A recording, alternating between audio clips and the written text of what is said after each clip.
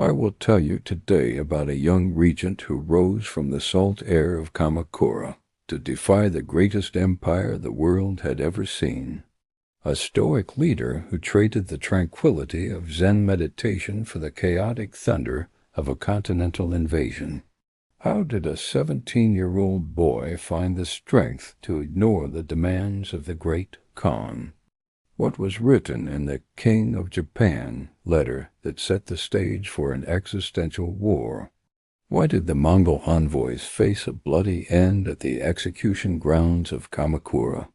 How did the Hojo clan wrest control of a nation and rule from the shadows of private residences? What was the secret behind the thunder crash bombs that terrified the Japanese horses? How could 80 samurai hope to stand against a fleet of 900 ships on the shores of Tsushima? Who was the Zen master who taught a lion's roar to a trembling leader?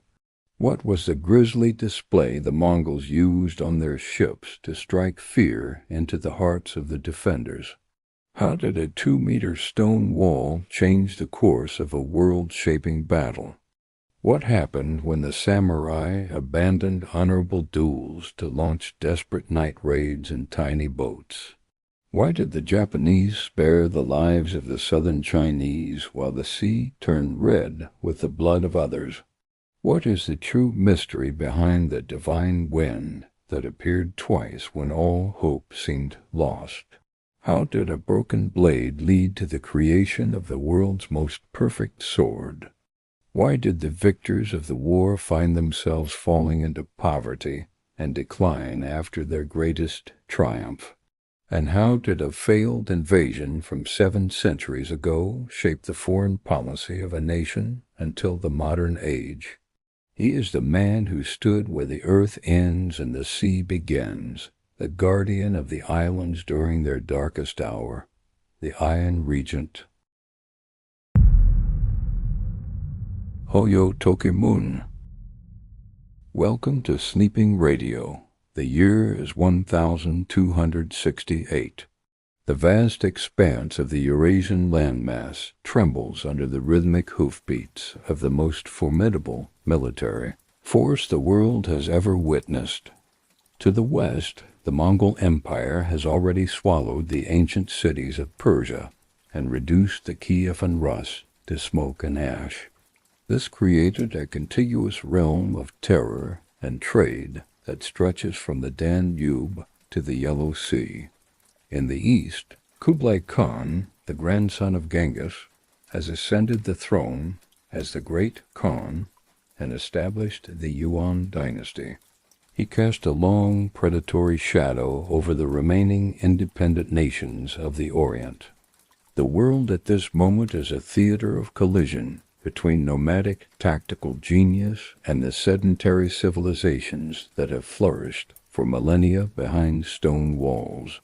Japan, a secluded archipelago of emerald mountains and mist-shrouded valleys, remains largely oblivious to the scale of the continental storm.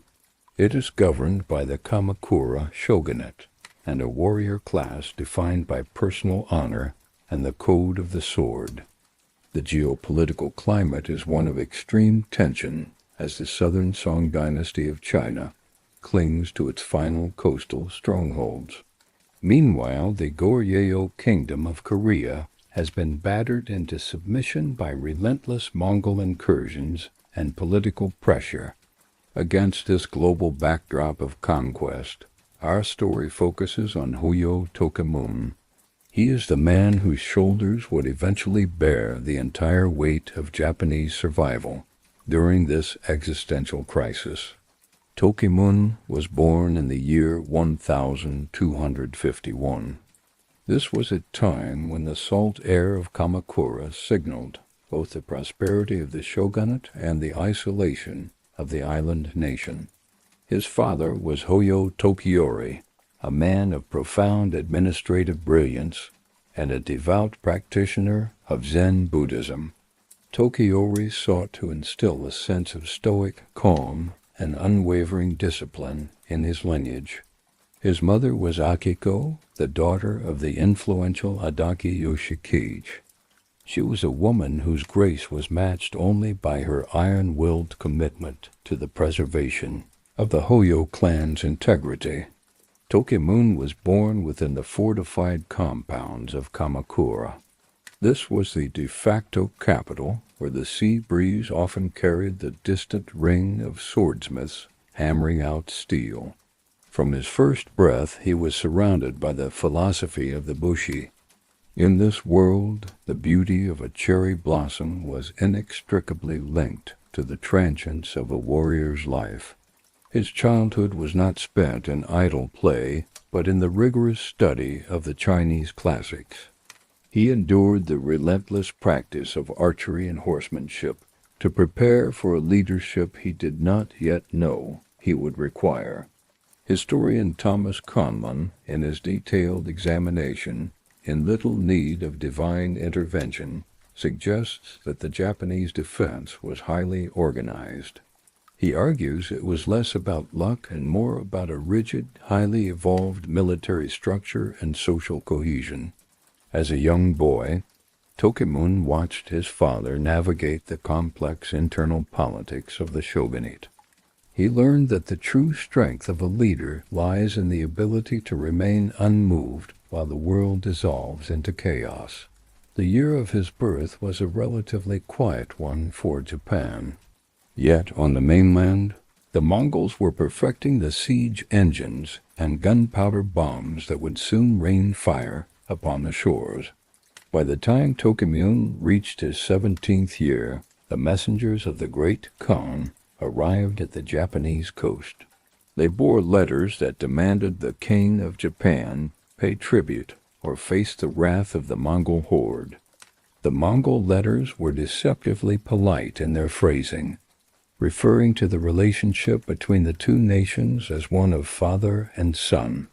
Yet, the underlying threat was as sharp and cold as a curved Mongol saber. The imperial court in Kyoto was paralyzed by fear and indecision. They were gripped by the realization that they were being addressed by a power that had already toppled the greatest empires of the age. However, in Kamakura, the young Tokimune had just been appointed the shikin, or regent. He looked upon these demands not with terror, but with a quiet, burning defiance that would define his legacy. He understood that the world was no longer the small, manageable place his ancestors had known. The sea, which had always been their shield, was about to become a highway for an invading armada. The French historian René Grousset, in his monumental work, The Empire of the Steppes, describes this period as the ultimate test for the samurai. These warriors were used to ritualized individual combat rather than the massed maneuvers of the Mongol tumans. Tokimune spent his days consulting with his advisors and his nights in deep meditation. He sought the clarity of mind required to command a nation that was fundamentally divided between the civilian nobility and the military elite. He made the audacious decision to ignore the Mongol envoys entirely. This move signaled to the Khan that the Japanese would rather face annihilation than the humiliation of vassalage. This silence from the islands of the East infuriated Kublai Khan. He viewed the Japanese refusal as a personal insult to his divine mandate to rule all that lay beneath the eternal blue sky.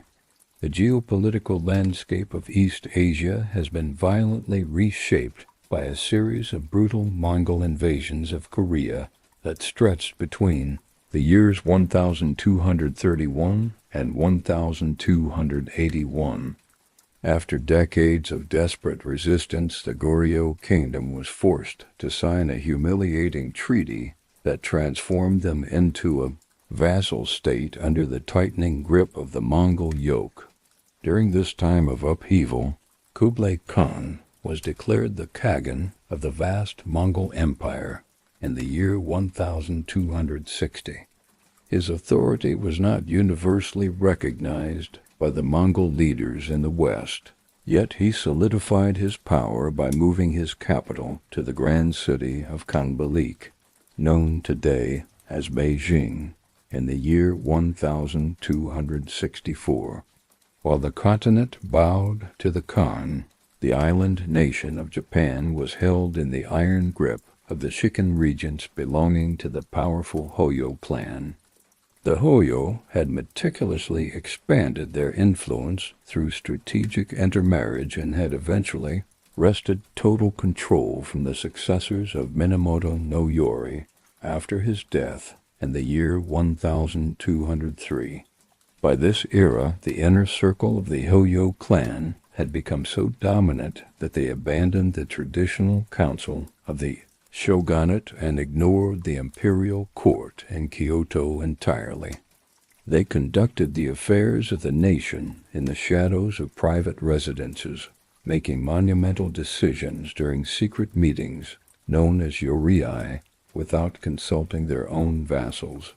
As the Hojo consolidated their internal power, the Mongols were busy extending their reach to the frozen north, attempting to subjugate the native Ainu and Nivik peoples of Sakhalin between 1264 and 1308. Historians like George Sansom have noted that while these northern campaigns were fierce, it remains uncertain if they were a direct precursor to the maritime assault on Japan. The real diplomatic storm began between the years 1266 and 1273, when Mongol and Korean missions were dispatched on 6 separate occasions to demand Japan's total submission. The Japanese leadership viewed these demands with a mixture of confusion and profound arrogance, choosing to ignore the messages as if the Khan's empire were a mere ghost on the horizon. The catalyst for this confrontation came in the year 1265, when a well-traveled Goryeo Sitton suggested to Kublai Khan that Japan was a ripe fruit ready to be brought into vassalage. Intrigued by the prospect of expanding his tribute, Kublai appointed the envoys Hyuk Chuk and Yun Hong to carry his imperial will across the sea. They were ordered to stop in Korea first, where King Wonjong was commanded to provide additional officials, leading to the appointment of Sun Gunwood and Kim Chan to the mission.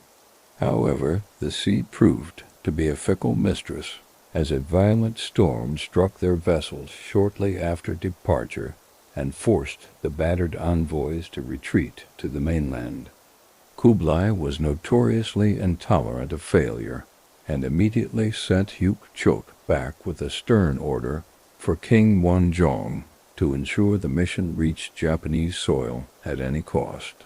A senior Goryeo minister named Yi Changyong sensed the impending disaster and attempted to use his diplomatic skill to dissuade the Mongols from their ambitious plans for Japan.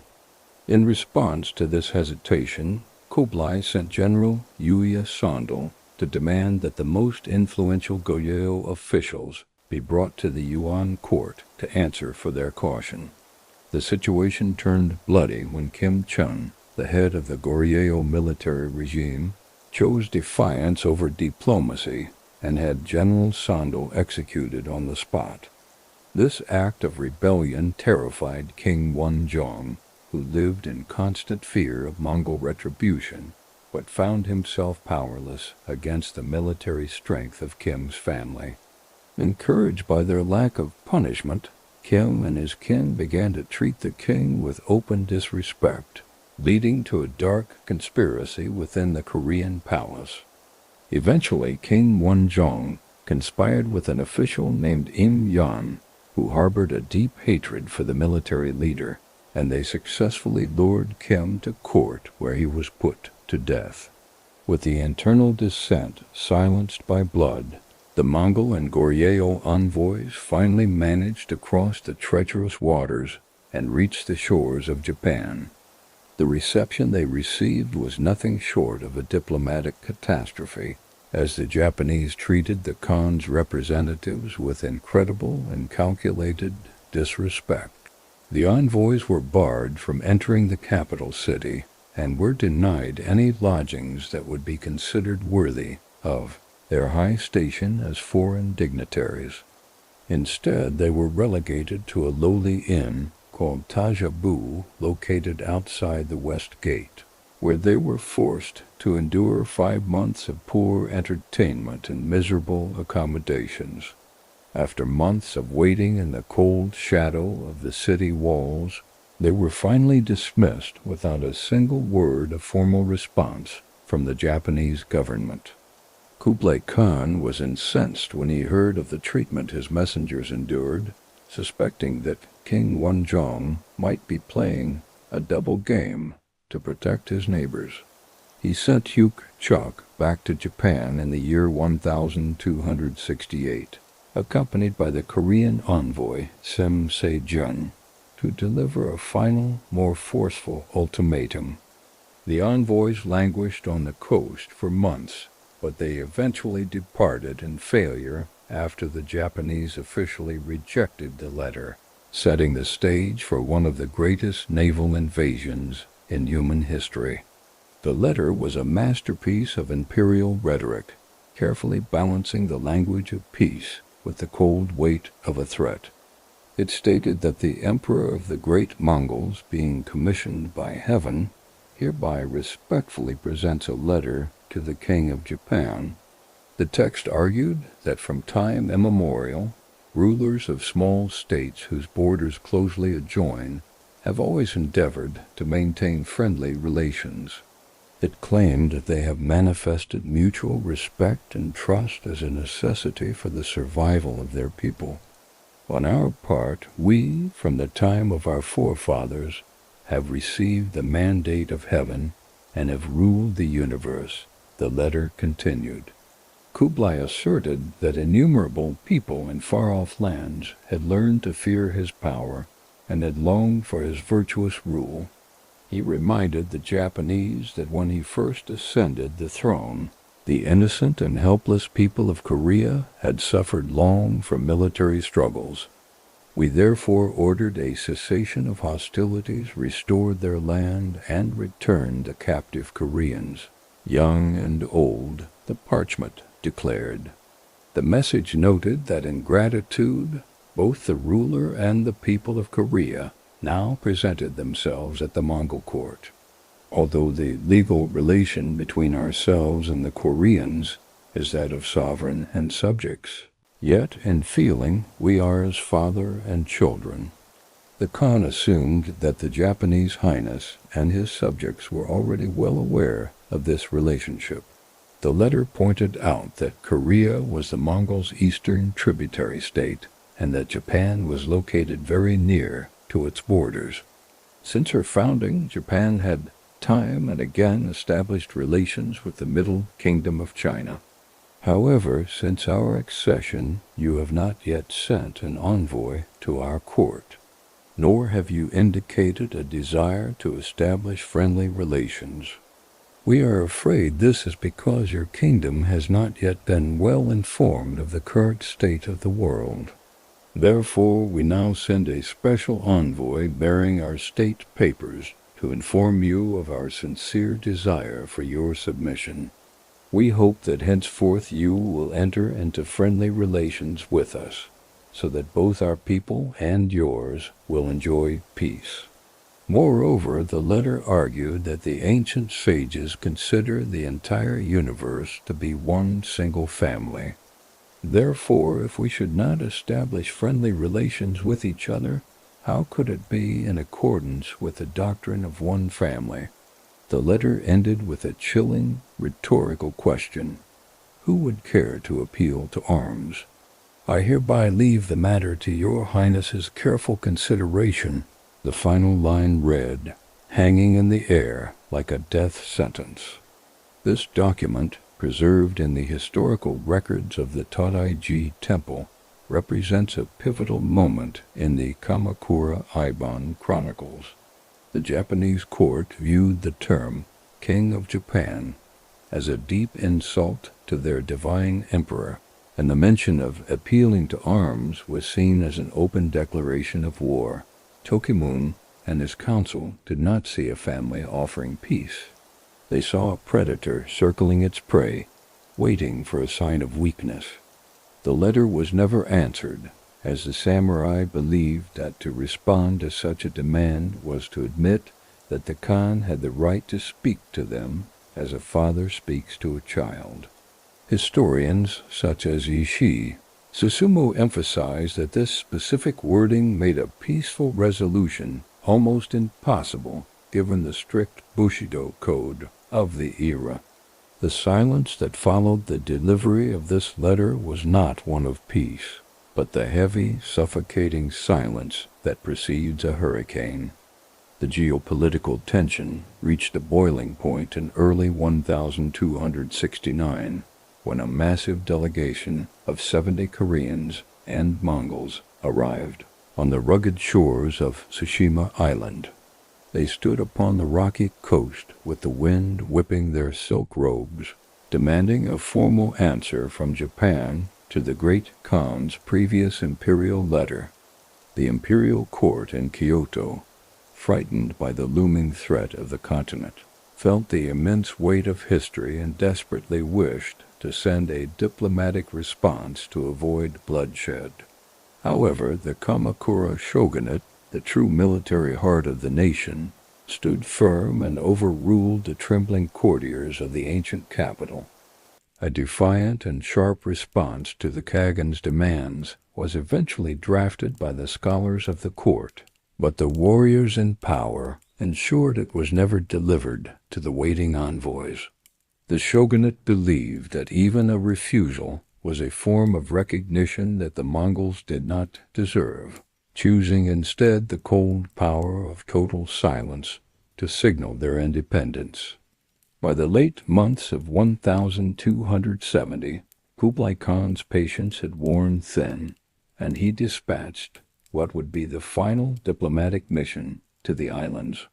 This mission was led by the high-ranking Yuan official Zhao Liangbi, who traveled with a specialized team of 24 skilled scribes to document the submission of the Japanese. By the time they arrived in early 1271, the Japanese warriors were exhausted by these constant Mongol entreaties and perceived threats. Upon their arrival, the delegation was not met with tea or scrolls, but was immediately surrounded by armed samurai and taken into strict military custody. Zhou was eventually freed from his bonds after a period of interrogation, but he was flatly denied any audience with the man the Mongols incorrectly called the King of Japan. After delivering their letter to the stone-faced officials and receiving no reply once again, the envoys were forced to begin their journey home in profound shame. Zhao waited with the patience of a true scholar until 1273 before he finally gave up hope and crossed back into the borders of China. He was irritated and deeply angry at the treatment he had received during his stay, and he composed a scathing report for Kublai Khan upon his return to the capital. In his writings he denigrated the Japanese as mannerless barbarians and urged the great Khan not to waste the empire's vast resources on conquering such a stubborn and isolated people. However, the Japanese leadership had taken the letter brought by the second mission in 1268 as a certain omen of blood and inevitable invasion. The Shinto shrines and the ancient Buddhist temples throughout the islands were formally instructed by the government to pray day and night for the divine repulsion of foreign troops. The central government in Kamakura took the extraordinary step of suspending most of its regular administrative duties to focus entirely on the survival of the state.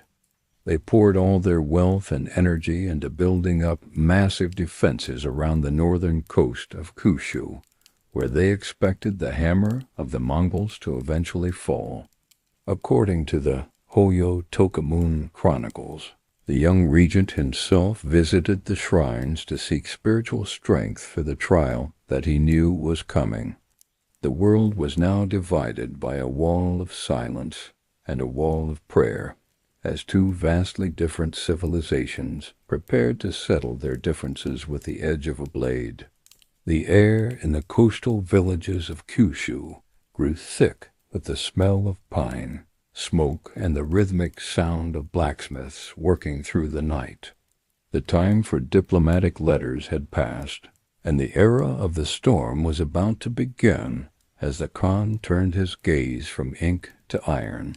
In the crisp spring air of April 1274, the Yuan Empire issued the final commands that would set the wheels of destruction in motion. The Mongol High Command instructed the generals Holden and Hongdagu to mobilize 15,000 battle-hardened men for the primary invasion of the Japanese islands. Parallel to this mobilization, the Korean General Kim Pangyong led a massive labor force of over 30,000 people to build a fleet in the advanced fashion of the southern Chinese shipbuilders. A master ship designer from Shandong named Qi Gongzi, who had previously helped Kublai Khan design his most formidable vessels, was ordered to Korea to oversee the initial phases of construction. Under his guidance, 3 distinct types of ships were brought into existence: 300 large 1,000-dan transport ships, 300 Bachelou fast boats, and 300 smaller tenders. Hongdagu was placed in direct charge of the construction of the massive transports, while the official Shak supervised the creation of the swift and lethal Bachelou strike craft. The Goryeo kingdom was forced to provide the entire labor force, the vast quantities of timber, and the immense cost of construction, leading to desperate but futile protests from the Korean leadership. Despite the logistical nightmare and the heavy burden on the local population, the construction of this massive armada was officially completed on the 5th of July, 1274. The invasion fleet was originally scheduled to weigh anchor in the 7th lunar month, but the hand of fate intervened to delay the launch by 3 long months. The death of King Wonjong on the 23rd of July threw the Korean court into mourning and administrative chaos, while the tardiness of Generals Holden and Liu Fuheng delayed the gathering of the troops. It was not until September that the full force was finally assembled, marking the end of the long wait and the beginning of the journey toward the horizon. Kublai Khan's strategic plan was as precise as it was brutal. The fleet would first strike and overwhelm Tsushima Island and Iki Island to secure a staging ground. Once these outposts were conquered, the main force would make a devastating landfall in Hakata Bay to begin the subjugation of the Japanese mainland. The Japanese defense plan relied heavily on the Gokunin, the local lords and vassals, who were commanded to contest the invaders at every possible landing point and mountain pass. Historical accounts of the time are filled with grand exaggerations, with the history of Yuan claiming the Japanese fielded over 100,000 men to face them. Conversely, the Japanese records claim they were outnumbered at least 10-1. Though modern historians estimate the true Japanese strength at a much more modest 4,000 to 6,000 warriors. The Yuan invasion force was a diverse and terrifying coalition composed of 15,000 Mongol, Han Chinese, and Jurchen soldiers, supported by thousands of Korean troops and sailors. A famous story survives in the cultural memory of Japan regarding the young regent Hojo Tokimune and his internal struggle as the shadow of the invasion finally loomed over his shoulder. It is said that back in the halls of Kamakura, Tokimune was initially overcome with a human fear of the total annihilation that seemed to be approaching his shores. Seeking to overcome this perceived cowardice, he turned to his Zen master, Mugaku Sugen, who was also known by the name Bucko, for spiritual guidance. Bucko told him that he must sit in silent meditation to find the very source of fear within his own soul and extinguish it like a candle in the wind. After his meditation, Tokimune returned to the master and declared that he had finally reached the greatest happening of his life, a moment of absolute clarity. When Bucko asked him how he planned to face the incoming storm, Tokimune let out a thunderous scream of katsu, a Zen shout intended to shatter all illusion and fear. Bucko smiled with deep satisfaction and remarked that the son of a lion truly roars like a lion, confirming that the young leader was ready for the trials of war. From that moment on, Tokimune became a central figure in spreading the philosophy of Zen and the refined spirit of Bushido among the samurai class of Japan. The world was now ready for the first strike, as the 900 ships of the Khan finally pointed their prows toward the rugged peaks of Tsushima. The mighty Yuan invasion force finally weighed anchor and set off from the port of Happo on the 2nd of November, 1274. This departure point, known today as Masan in South Jiangxing Province, served as the final gathering place for the 900 vessels of the Khan. Just 2 days into their voyage across the cold and choppy waters, the massive armada began its initial landing on the shores of Tsushima Island. The primary assault was concentrated at Komoda Beach near Sassuwara, a strategic point situated on the northwestern tip of the southern island of Shimono. The Mongol strategy was not limited to a single point, as additional landings occurred simultaneously in the narrow strait between the 2 islands of Tsushima. Further detachments were sent to secure 2 separate points on the northern island of Kamino to ensure the entire territory was swiftly encircled. Our understanding of the desperate hours that followed is based largely on the So-Shi Kafyu, a contemporary history of the local So clan who governed the islands.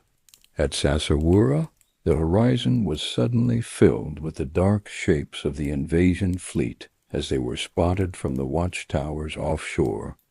This sighting gave the deputy governor, So Sukakuni, a few precious moments to organize a hasty and desperate defense of his ancestral lands. On that very morning, the sacred shrine dedicated to Hachiman, the god of war, caught fire and was engulfed in flames. While such an event would normally be interpreted as a terrifying omen of bad luck, Sukakuni chose to see it as a divine warning from the gods. With a mere 80 mounted samurai and their loyal retinue, the governor stood on the sand to confront a force described by local records as 8,000 warriors. The Mongols began their landing operations at 2 o'clock in the morning. On the 4th of November, under the cover of a moonlit sky, Sukakuni attempted to follow the traditional protocols of warfare by sending representatives to negotiate with the invaders as they touched the shore. However, the Mongols had no interest in the ritualized diplomacy of the islands and drove the negotiators off with a lethal hail of arrows. By 4 o'clock in the morning, the silence of the beach was shattered by the sounds of full-scale combat and the screams of the dying. The small Japanese garrison was quickly overwhelmed by the sheer numerical superiority and the unfamiliar tactics of the continental soldiers. Despite the impossible odds, the Soshi Kafu recounts the legend of a single samurai named Suksada who cut down 25 enemy soldiers in fierce individual combat. The struggle continued throughout the day until the invaders finally crushed a final, desperate Japanese cavalry charge as nightfall descended over the coast. Sosyu Kakuni, along with almost all of his brave men, was slain in the final defense of the beach, his death marking the fall of the island's leadership. After their total victory at Komoda, the Yuan forces systematically burnt down most of the buildings and structures around the Sasura district. The soldiers then engaged in a brutal slaughter of the inhabitants, leaving few survivors to tell the tale of the carnage. The Mongols spent the next few days securing the rest of Tsushima, turning the island into a desolate and silent forward base for the next stage of their conquest. The Yuan fleet departed from the blood-soaked shores of Tsushima on the 13th of November and set its sights on the nearby Iki Island. Taira no Kagataka, the brave governor of Iki, watched the horizon fill with the black sails of the 900 ships as they approached his home. Much like Sukakuni before him, Kagataka refused to yield and organized a spirited defense consisting of only 100 samurai and the local armed populace. They fought with a desperate ferocity throughout the day, holding the landing parties at the water's edge until the weight of numbers forced them to fall back. As nightfall descended, the surviving defenders retreated behind the stone walls of the governor's castle to prepare for their final stand. By the next morning, the disciplined Yuan forces had completely surrounded the fortress, cutting off every landward path of escape. Recognizing that total defeat was inevitable and wishing to warn the mainland, Kagataka entrusted his daughter to a loyal samurai named Sozaburo. He sent them through a narrow, secret passage that led directly to a hidden ship waiting on the rugged shoreline. As the small vessel pushed off into the surf, Mongol archers perched on the cliffs spotted the movement and unleashed a lethal rain of arrows. Kagataka's daughter was struck and killed in the initial volley, her life ending before she could reach the safety of the open sea. However, Sozaburo managed to navigate the ship through the chaos and escaped into the mist, eventually reaching Hakata Bay to report the tragic fall of Iki. Back at the castle, Kagataka led a final and hopeless sortie with his remaining 36 men, charging directly into the heart of the Mongol line. 30 of his warriors were cut down in the ensuing melee, and the governor realized the end of his lineage had finally arrived. He returned to the inner keep and committed ritual suicide alongside his family to avoid the humiliation of being captured by the invaders. According to the grim accounts preserved by Japanese survivors, the Mongols then committed acts of psychological warfare that would haunt the nation for generations. The chronicles state that the invaders held down the surviving women of the island and stabbed them through their palms with iron knives. They were then stripped of their clothing, and their corpses were tied to the wooden hulls of the Mongol ships. The invaders used these remains as a grisly display to demonstrate to other Japanese what their fate would be if they dared to resist the Kagan. This terrifying sight was intended to shatter the morale of the defenders at Hakata Bay before a single sword had been drawn on the mainland. The air grew cold as the fleet turned toward the coast of Kyushu, carrying with them the silence of 2 slaughtered islands and the promise of total war. Historians such as Ishu Sumu note that these atrocities served to unify the Japanese in a way that no political decree ever could. The survivors who witnessed the fleet's approach saw not just an army, but but a nightmare emerging from the sea that threatened their very existence. The Yuan fleet crossed the dark, churning expanse of the sea and made landfall in Hakata Bay on the 19th of November.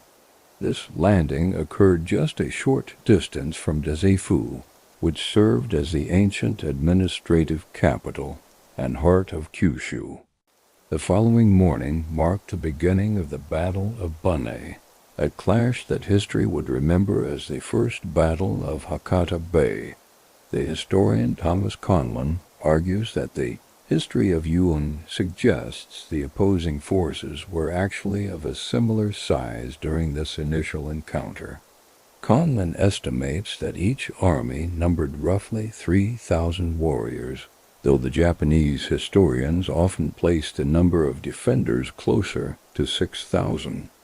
Regardless of the numbers, the Japanese forces were utterly inexperienced with continental warfare and found the Mongol army to be a perplexing and terrifying sight.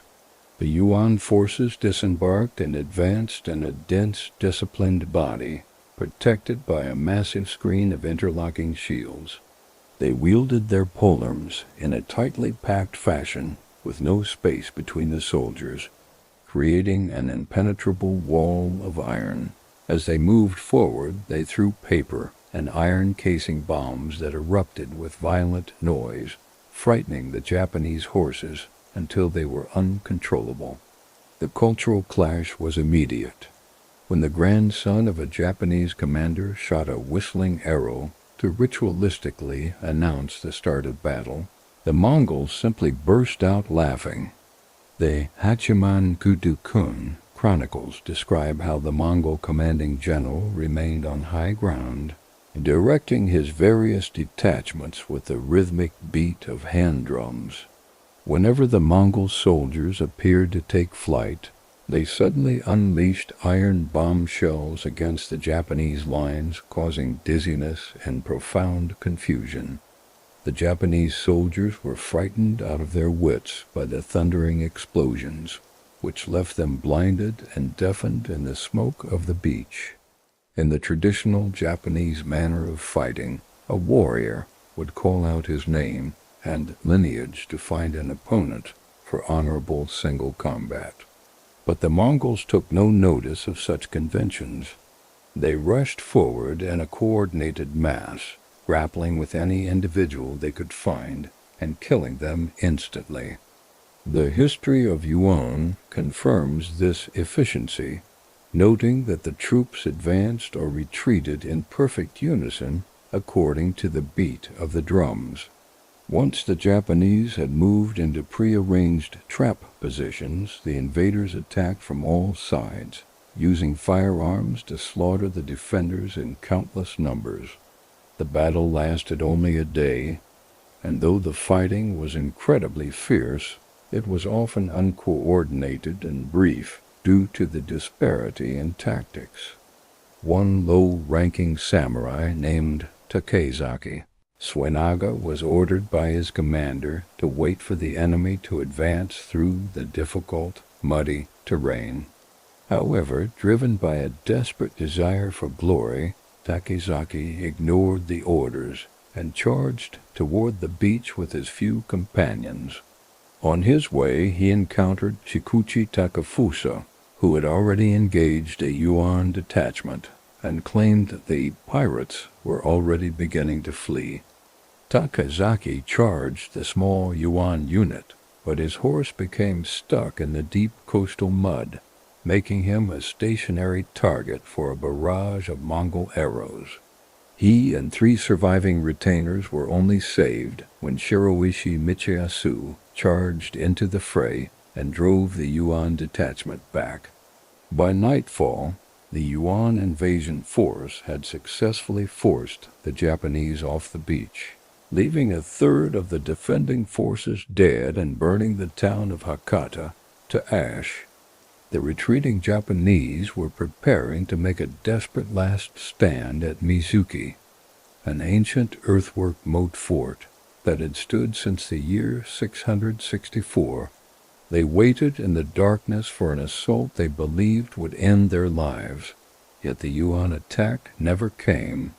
In the heat of the retreat, a Japanese samurai named Shoni Keijisuke had managed to shoot a well-aimed arrow into the face of the Mongol general Liu Fuxiang. Seriously injured and bleeding, Liu convened a meeting with the other generals, Holden and Hong Dagu, back on the safety of the command ship. Holden was aggressive and argued that they should continue the advance through the night before more Japanese reinforcements could arrive from the north.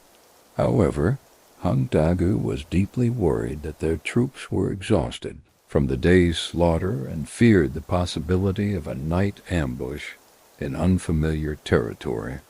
Liu, nursing his agonizing wound, eventually agreed with Hong and issued the order to recall all Yuan forces from the blood-stained soil back to their ships.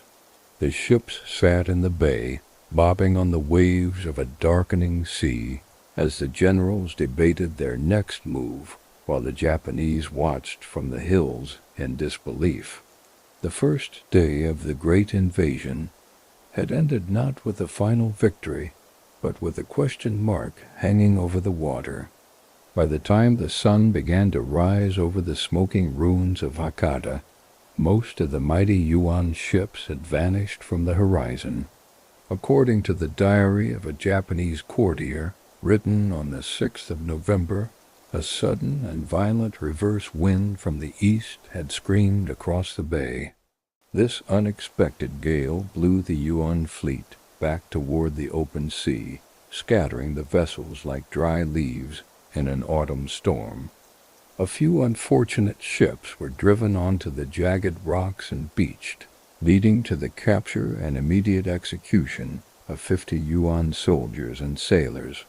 The history of Yuan provides a corroborating account, stating that a great storm arose and many warships were dashed on the rocks and destroyed.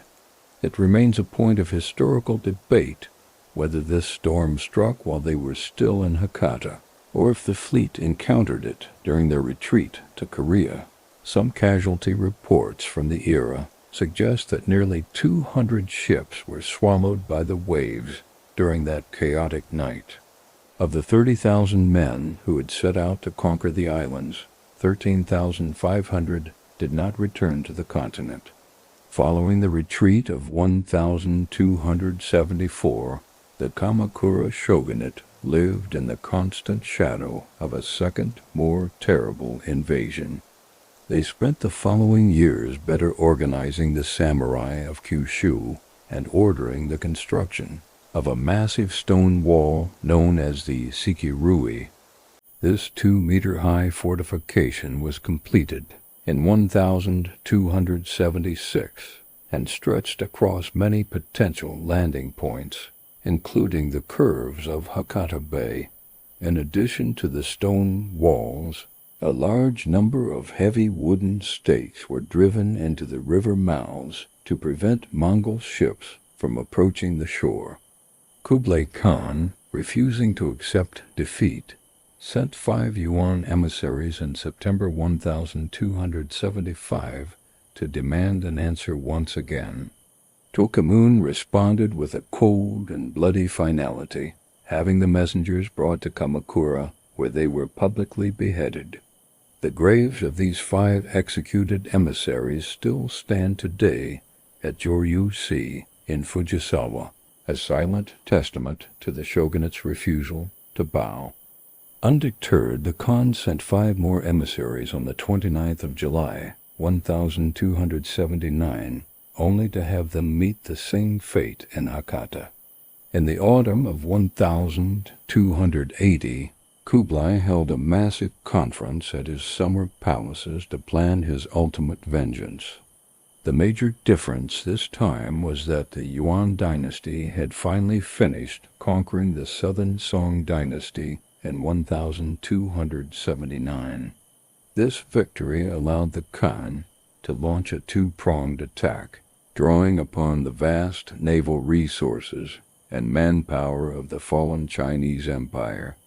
The invading force was drawn from every corner of his realm, including criminals with commuted death sentences, and even those in deep mourning. More than 1,500 ships were requisitioned for this campaign, with 900 from Korea and 600 from the shipyards of southern China. Reported numbers claim 40,000 troops were amassed in Korea, while a staggering 100,000 were gathered in the south.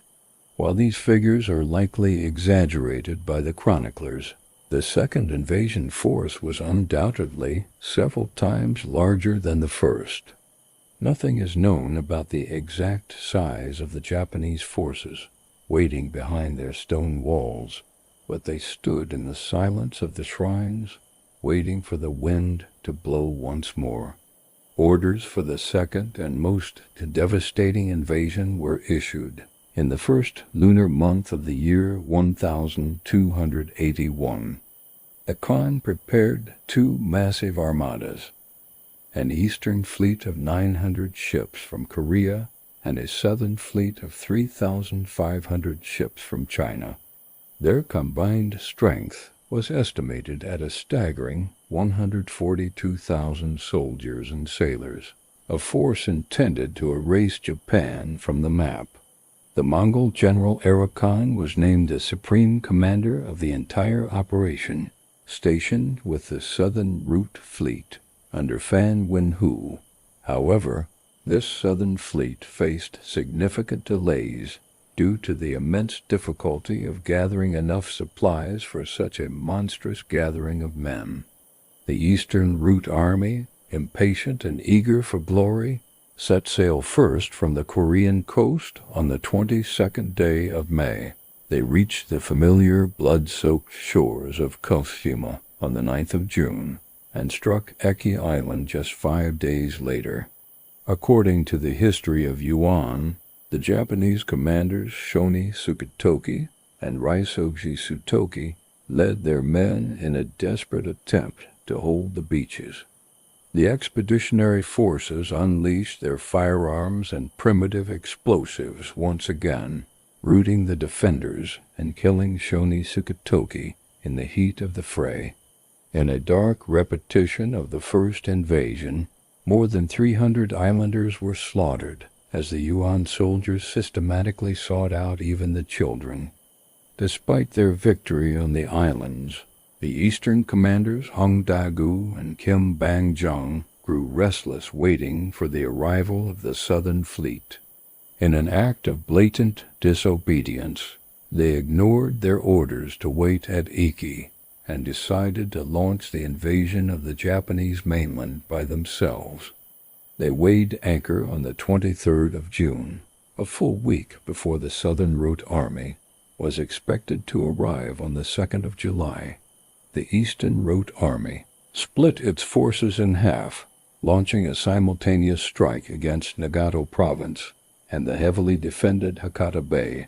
300 ships hammered at the coast of Nagato on the 25th of June, but the local defenders fought with such ferocity that the fleet was forced to retreat. The remaining half of the fleet descended upon Hakata Bay, only to find the coastline transformed into an impenetrable fortress of stone. The massive defensive wall, or Sikirui, which Tokimune had ordered built years prior, now stood as a silent and formidable guardian of the shore. As the Mongol ships attempted to come ashore, they found themselves trapped in a killing zone between the churning waves and the solid stone. They were unable to find a single gap in the wall and were relentlessly driven back into the sea by endless volleys of Japanese arrows. The samurai stood atop their fortifications, looking down at the same pirates who had burned their homes years before, but this time the wall did not break. The invaders were forced to remain on their ships, bobbing in the bay and suffering under the summer sun, while the Japanese watched every movement from the heights. This stalemate at the wall marked the beginning of a long and grueling struggle, where the sea itself would eventually become a graveyard.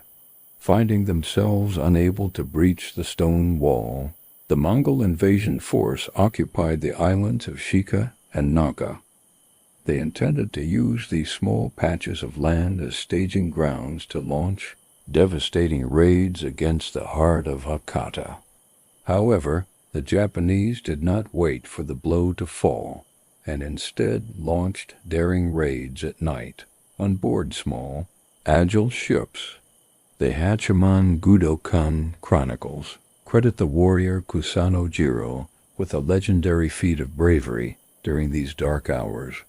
He successfully boarded a massive Mongol ship, set it ablaze, and returned to the shore with 21 enemy heads as trophies.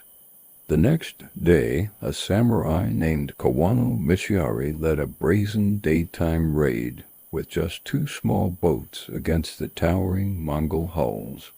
His uncle Michitoki was immediately struck down and killed by an arrow, and Michiari himself was wounded in both the shoulder and arm. Despite the pain, he boarded the enemy vessel and slew a giant Mongol warrior, a feat for which he was later heralded as a national hero. Takezaki Suenaga, still seeking the glory he missed in the first invasion, was also among those who raided the Yuan fleet during this period. He participated in the fierce struggle to drive the Mongols from Shika Island, though he was wounded and the invaders were forced to withdraw to Iki on the 30th of June. This relentless defense of the bay is known to history as the Battle of Kon, a masterpiece of attrition and willpower. On the 16th of July, fighting broke out again at Iki Island, resulting in a Mongol withdrawal to the safety of Hirado Island. Eventually, the delayed Southern Route Fleet arrived and convened with the battered Eastern Route Fleet to form a terrifying concentration of naval power. The 2 fleets spent time rearranging their massive ranks before advancing on Taka Island to prepare for a final, decisive strike. After taking Taka, the Yuan army advanced on Hakata once more, leading to a 2-week battle throughout the countryside that ground into a bloody stalemate. On the 12th of August, the Japanese repeated their small boat raids, harrying the invasion fleet throughout the long, humid night. The Mongols responded by fastening their ships together with heavy chains and wooden planks to create massive, floating, defensive platforms. According to the history of Yuan, the small Japanese warcraft were initially no match for these floating fortresses and were beaten off. The document claims the whole country of Japan was trembling with fear as rice disappeared from the markets and famine loomed. The Japanese ruler went in person to the Hachiman shrine to make a desperate supplication for the survival of his people. He even had a royal rescript read at the shrine of the sun goddess, offering his own life in exchange for the salvation of his kingdom. On the 15th of August, the heavens finally answered as a great typhoon, known in Japanese as the kamikaze or divine wind, struck the fleet. Sensing the oncoming fury, the experienced Korean and Chinese mariners tried to retreat into Imari Bay, but they were unsuccessfully docked and destroyed by the wind. Thousands of soldiers were left drifting on fragments of wood or were washed ashore onto the beaches they had tried to conquer. The Japanese defenders showed no mercy to the survivors they found, killing all the Mongols, Koreans, and northern Chinese on sight.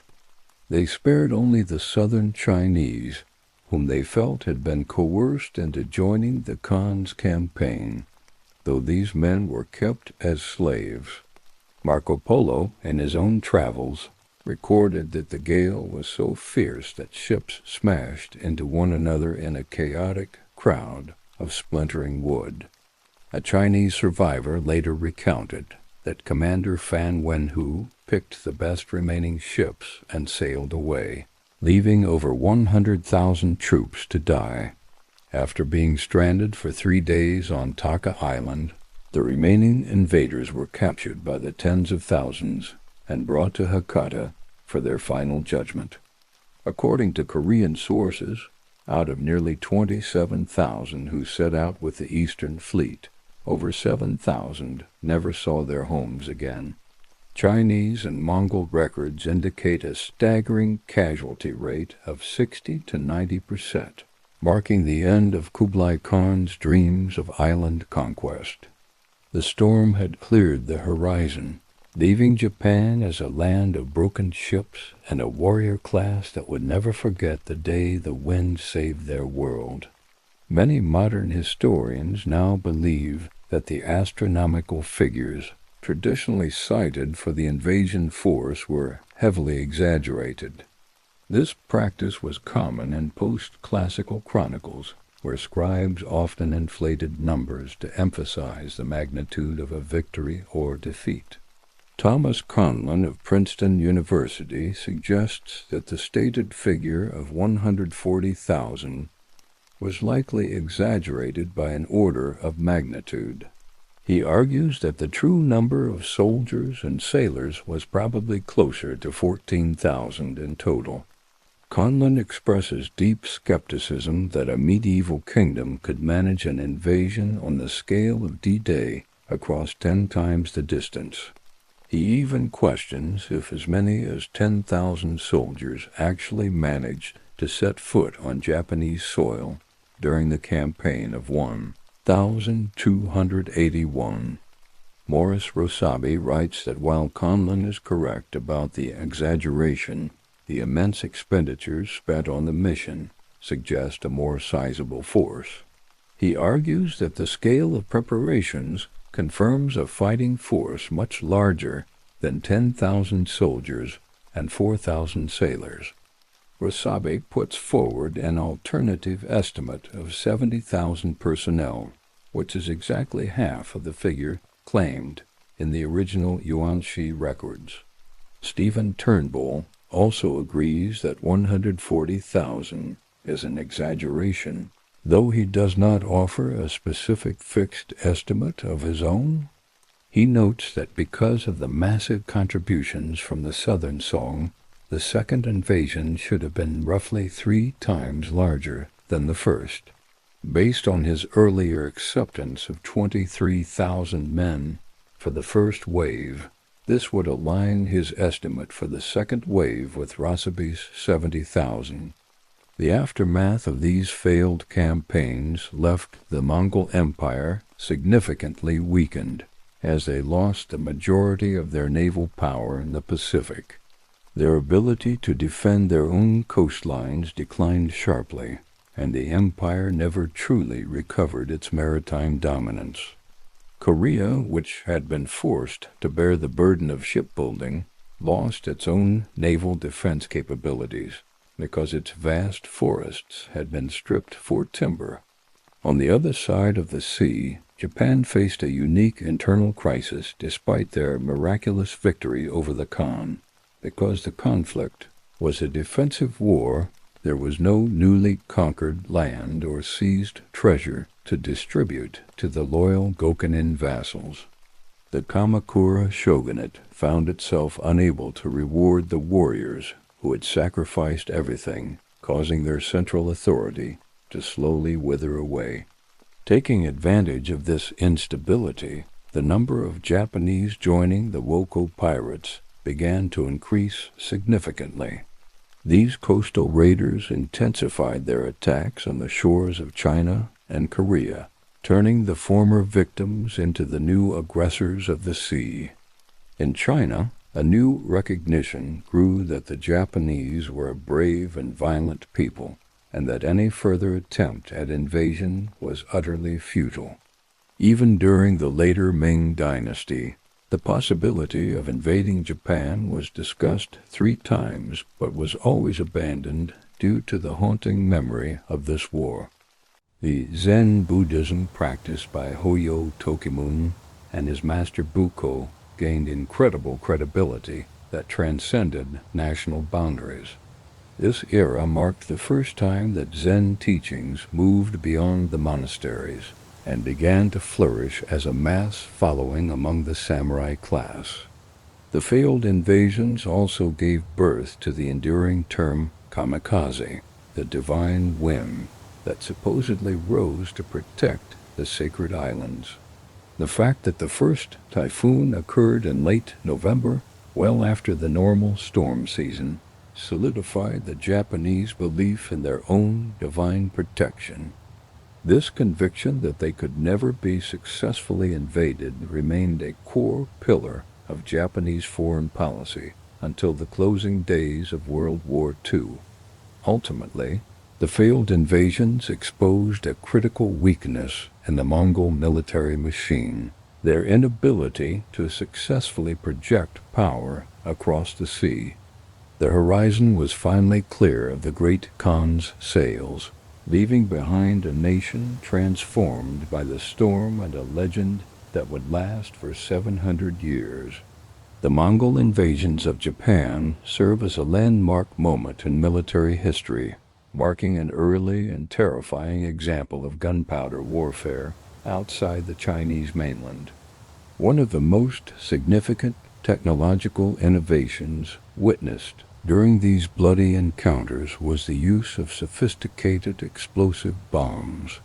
These weapons, known in Chinese as thunder crash bombs, were launched from catapults and designed to rain fire and destruction upon the Japanese defenders. While an illustration of these bombs appears in the famous Mongol invasion scrolls, historian Thomas Conlon noted that those specific drawings were added centuries later in the 1700s. Because of this, scholars initially doubted whether the projectiles were an accurate eyewitness representation of the 13th century conflict. However, recent archaeological breakthroughs have silenced those doubts and confirmed the presence of these lethal devices in the Yuan arsenal. Members of the Kyushu Okinawa Society for Underwater Archaeology discovered multiple physical bombshells resting in a shipwreck off the Japanese coast. X-ray analysis performed by Japanese scientists revealed that these excavated shells were packed with gunpowder and lethal shards of scrap iron. Beyond these bombs, there is compelling evidence that the Yuan forces may have also deployed early forms of cannons during their beach assaults. The Nihon Kokuja Kushi, a text from the year 1300, explicitly mentions fire tubes being used during the initial Battle of Tsushima. Furthermore, the Hachiman Gudukan describes iron weapons that unleashed a blinding flash of light and a deafening roar whenever they were fired at the samurai. The Taiheki Chronicles even speak of a bell-shaped weapon that roared like a thunderclap and sprayed thousands of iron balls across the battlefield. During this era, the primary weapons of the Japanese samurai remained the Yumi longbow and the curved naginata polearm. The Yumi was particularly effective because it allowed a warrior to rain arrows down upon the enemy while maintaining a full gallop on horseback. The Japanese sword, or tachi, served as a secondary weapon, but was so formidable that Mongol intellectuals began to view it as a primary threat. Wang Yun, a scholar serving Kublai Khan, and Zheng Xijiao, a Song dynasty retainer, both wrote in their journals that Japanese swords were exceptionally long and sharp. They argued that the combination of a violent, fearless samurai and a razor-edged blade posed a grave danger to the continental forces. The trauma of the war actually facilitated a revolutionary change in how Japanese swords were designed and manufactured. Swordsmiths of the famous Soshu school, led by the legendary Masamune, began a scientific study of blades that had been bent or broken in the heat of battle. They developed innovative production methods, forging blades using a complex combination of soft and hard steel to optimize strength and flexibility. By mastering the precise temperature and timing of the heating process, they created a tachi that was significantly lighter yet far more robust than previous versions. They refined the curve of the blade, lengthened the tip, and thinned the cross-section to drastically improve its ability to penetrate armor and cut through flesh. These improvements transformed the Japanese sword into the iconic weapon of the samurai, a direct response to the existential threat of the Mongol hordes. The war ended not just with a physical victory, but with a technological evolution that would define Japanese martial culture for the next several centuries. Thus, the saga of the Mongol invasions ends not just with the retreating sails of a broken empire, but with the birth of a national identity forged in the fires of gunpowder and the fury of the wind. Japan was never the same after the storms of 1274 and 1281, as the samurai spirit transitioned from ritualized duels to the total defense of the homeland. Hojo Tokimune passed away shortly after the second victory at the young age of 33, having secured a legacy that would outlast the very shogunate he fought to protect.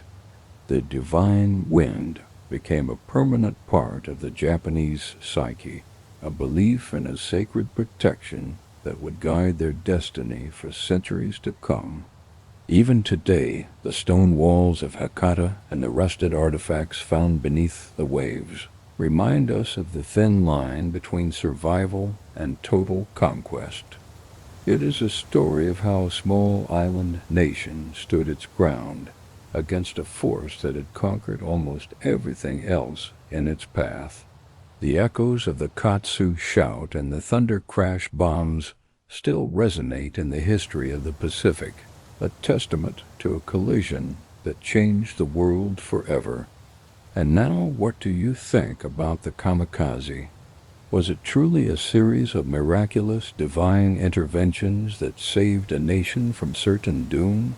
Or was it merely a matter of seasonal weather patterns and Mongol logistical failures? Write your opinions in the comments. And do not forget to subscribe to the channel and like the video. Thank you for watching.